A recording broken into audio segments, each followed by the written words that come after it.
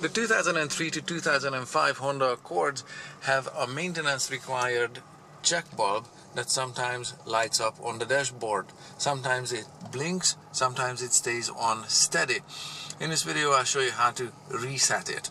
Its existence is connected to the number of kilometers driven between oil changes. So at every oil change or at every oil and filter change, this should be reset. It's fairly straightforward. Here's a page out of the service manual that shows the distances in terms of miles and kilometers and what the bulb or what the light does.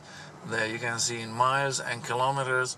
So this is the actual service manual, and how to reset it is being done with the trip/reset button, which is this small button there on the dashboard. This is also your dimmer switch, of course, for the brightness of the instrument panel there.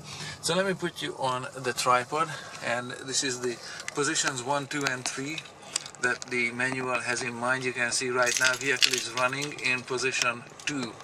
This is position 1 and this is position 0. So we start here. I'm just going to put you on the tripod, and exactly as per the service manual's instruction, it says push and I'm reading it. Push and hold the trip/reset button. So there, it's being pushed now. Turn the ignition switch to on. 1 click, 2 clicks. Then continue to hold the button for more than 10 seconds. Alright, gonna have to watch that 10 seconds here. There, it disappeared off the dashboard, and now let me show you. It's just not there. So when you fire up the vehicle, it's not coming back on. It's done. So it's that simple.